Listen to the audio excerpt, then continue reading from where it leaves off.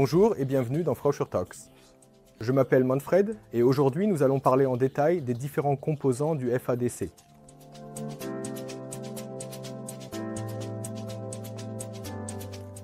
Le FADC peut être connecté à deux types de capteurs de roue en voie, tels que les capteurs de roue Frauscher RSR 180 et RSR 123. Pour plus de détails, je vous recommande vivement de regarder la série de Frauscher Talks consacrée aux capteurs de roue Frauscher. Les capteurs de roue Frauscher sont connectés aux équipements intérieurs du FADC via un câble de signalisation. Des distances allant jusqu'à 10 km sont possibles sans exigence particulière. Voyons maintenant en détail les composants intérieurs. Comme vous l'avez déjà entendu, les capteurs de roue sont d'abord connectés à un boîtier de protection contre les surtensions BSI. Le rôle du BSI est de protéger l'équipement intérieur contre les surtensions éventuelles provenant du câble connecté au capteur de roue. Un BSI est requis par capteur de roue. Le BSI est monté sur un ride-in standard, c'est un dispositif sans entretien. Après la protection contre les surtensions, nous arrivons aux véritables composants du FADC qui comprennent la carte d'alimentation PSC, la carte d'évaluation AEB, la carte de communication COM, les fonds de panier BP-EXB et BP Power, et enfin la carte d'entrée-sortie IO-EXB. Commençons par la carte d'alimentation PSC.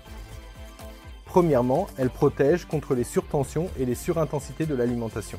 Deuxièmement, elle alimente les cartes de communication ainsi que le bus de communication interne, le bus CAN. Afin de minimiser l'impact d'un point de défaillance unique, l'architecture de la PSC permet une configuration d'alimentation redondante. Ensuite, nous nous concentrons sur la carte d'évaluation AEB, qui est le cerveau du comptage d'essieux du FADC. Une AEB ne peut être connectée qu'à un seul capteur de roue. Elle alimente le capteur de roue et évalue le signal du capteur de roue. L'AEB digitalise le signal analogique de la tête de comptage pour disposer des informations telles que les états d'occupation et les directions de passage. Une tête de comptage est l'équivalent d'un point de détection. Ici, j'aimerais faire référence à la série de Frauscher Talks consacrée à la détection de roue. Comme nous l'avons déjà entendu dans le premier épisode, une AEB peut également être définie comme une carte de comptage d'essieux. La limitation ici est qu'une AEB peut, au maximum, évaluer 2 sections de voie. Au total, un maximum de 21 ensembles d'informations de détection de roue peut être traité et inclus dans l'évaluation des sections de voie par une AEB, y compris les siennes. L'exemple montre une configuration maximale possible pour une AEB.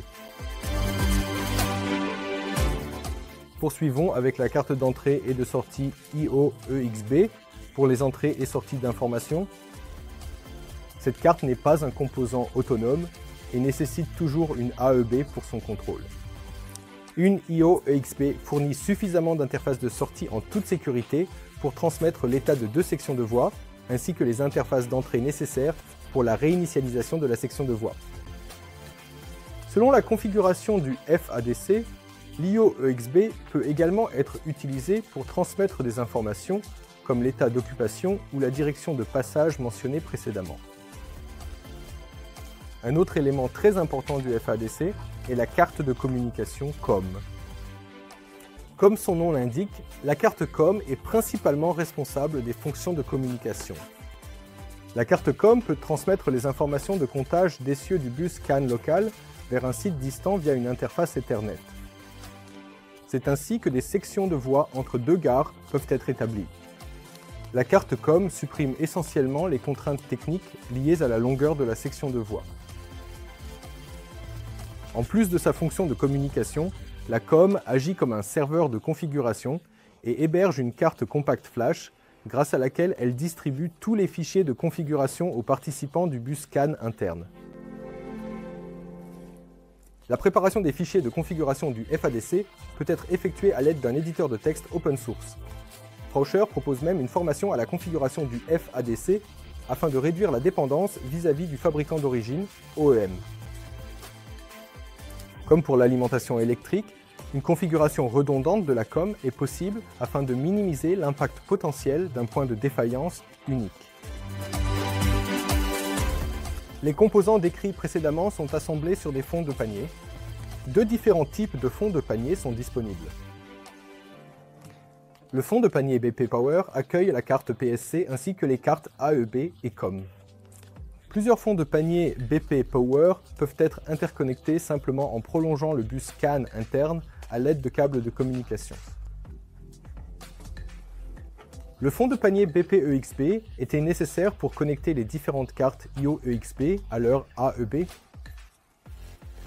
Enfin, les fonds de panier doivent être assemblés au sein d'un rack standard de 19 pouces. Cela ajoute une protection mécanique ainsi que la possibilité d'étiquetage. En option, les racks peuvent également être installés dans une armoire de 19 pouces.